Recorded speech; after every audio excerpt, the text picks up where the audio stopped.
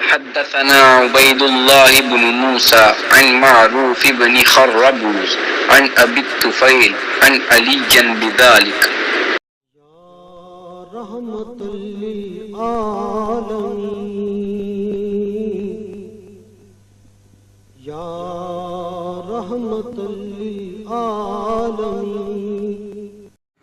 حضرت علی رضی اللہ عنہ کا ارشاد ہے کہ لوگوں سے وہ باتیں کرو جنہیں وہ پہچانتے ہوں.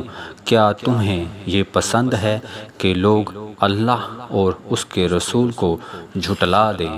صحیح بخاری حدیث نمبر 127. ادراک پر پیروں کی جنبش خاک پر اور آہت افلاک پر